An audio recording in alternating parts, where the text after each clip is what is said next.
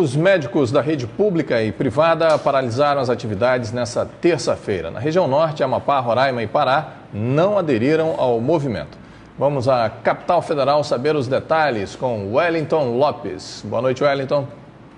Boa noite a todos. A paralisação envolve profissionais da área médica de 22 estados e a expectativa é de que os protestos continuem amanhã.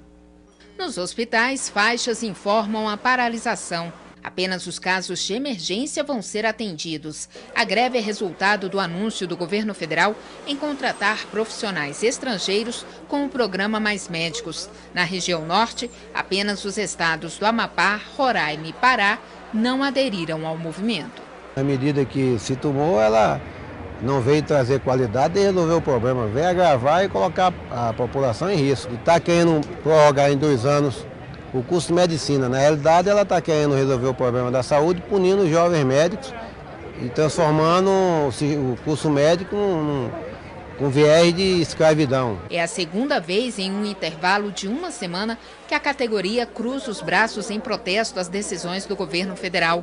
No dia 8 de agosto, está programada uma marcha em Brasília, mesmo dia da audiência pública que vai debater o programa Mais Médicos no Congresso Nacional.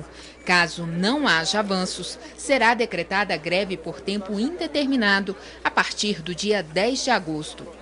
Por meio da assessoria de comunicação, o Ministério da Saúde lamentou o fato da greve atingir a população, mas deixou claro que os médicos têm o direito de protestarem e afirmou que continua aberto ao diálogo com as representações médicas. De qualquer forma, a crise entre a categoria e o governo federal já chegou aos tribunais. O Conselho Federal de Medicina, a Associação Médica Brasileira e a Federação Nacional dos Médicos ingressaram várias ações para suspender o programa.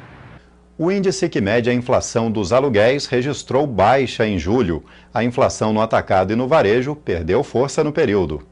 Segundo a Fundação Getúlio Vargas, o IGPM, conhecido como a inflação do aluguel, desacelerou de 0,75% em junho para 0,26% no mês de julho.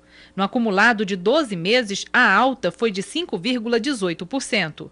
O IPA, índice que mede a inflação no atacado, também caiu e chegou a 0,30% em julho. O IPC, índice de preços ao consumidor, teve redução ainda maior. Foi de 0,07% este mês.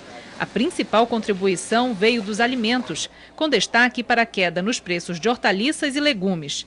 Transportes, vestuário, saúde e cuidados pessoais também registraram redução de preços. Nesta terça-feira foi publicado no Diário Oficial da União o decreto presidencial que antecipa o início do desligamento do sinal analógico da televisão aberta. De acordo com o cronograma estabelecido pelo Ministério das Comunicações, a transição terá início em 1º de janeiro de 2015. Antes era 2016.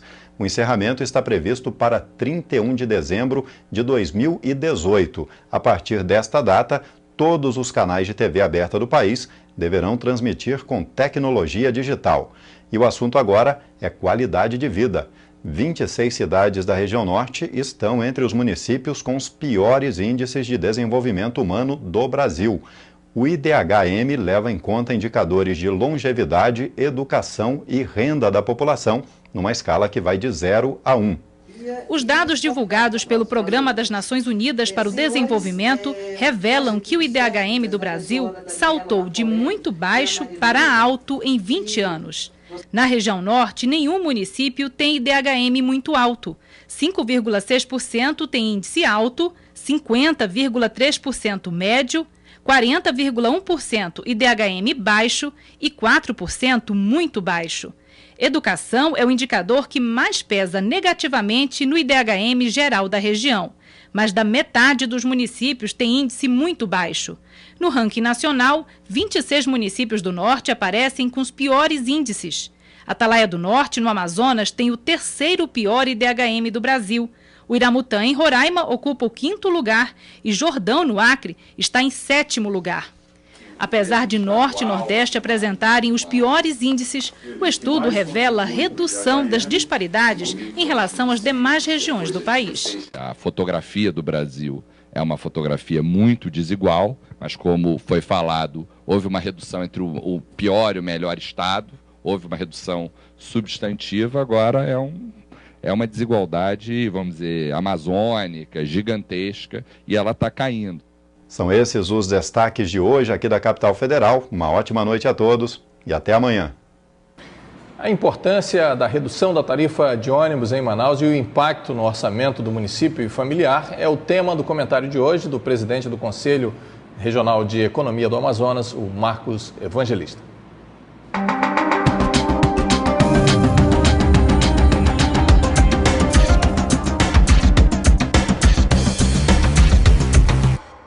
Hoje vamos conversar sobre as manifestações que a gente tem presenciado em todos os estados do país, a respeito da tarifa de ônibus. Aqui em Manaus nós tivemos uma redução de 10%, de 10 centavos, de 3 foi para 2,90. E a gente tem ouvido muita conversa, por que tão pouca diferença, 10 centavos vai fazer diferença no meu orçamento? E assim, a gente quer falar para você o seguinte, isso veio de uma desoneração do PIS e COFINS, uma medida provisória assinada pela presidenta Dilma, a medida 617, onde desonera os impostos federais sobre as empresas de transportes urbanos. O prefeito fez a redução, em outros estados ainda não ocorreu essa redução, e você tem presenciado aí várias manifestações contra a tarifa de ônibus. Bem, falando principalmente do valor, os 10 centavos de redução representa aí uma redução de impostos na casa de praticamente 21 milhões de reais no ano. É dinheiro suficiente que dá para fazer várias creches no nosso município. A nível de orçamento familiar, a redução de 10 centavos para uma família composta de 2 pessoas representa uma economia de quase 300 reais.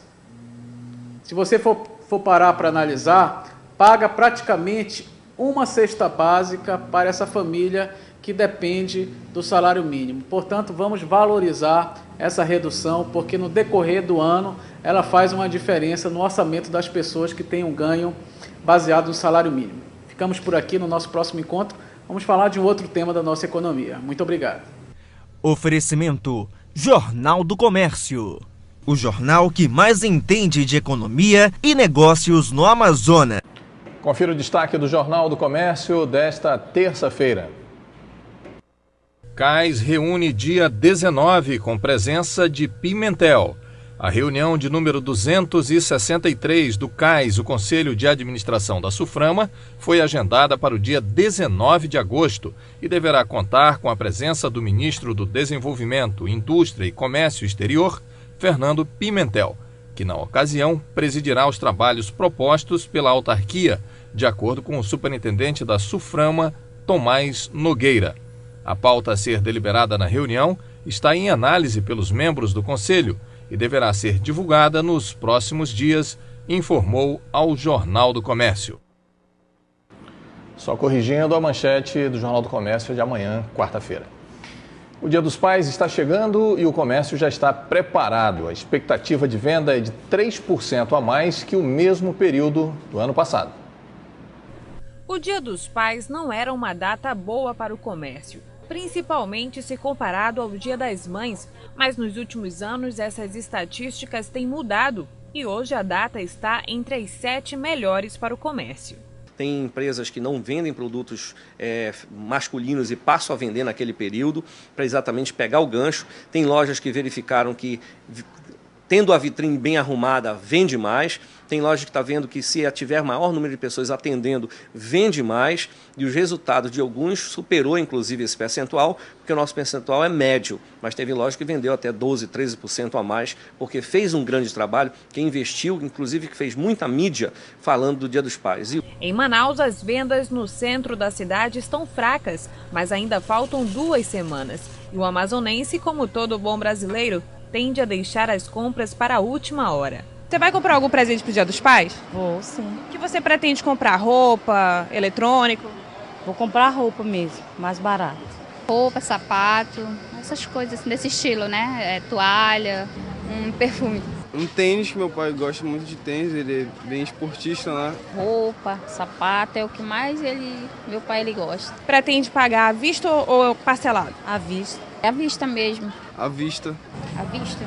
Para o Dia dos Pais, o comércio abriu 500 vagas temporárias para o Amazonas, 300 delas para a capital. O adiantamento do 13º salário, que deve ser pago agora pelos governos estadual e municipal no começo do segundo semestre, é a grande promessa do mercado.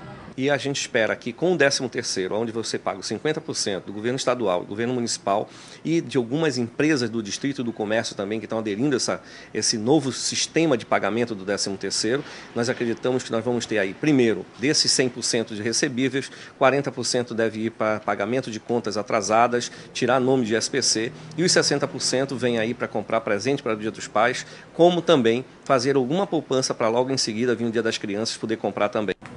A seguir, começa o primeiro Porto Velho Internacional Open de tênis profissional. E também já estão abertas as inscrições para os cursos do projeto Música no Parque.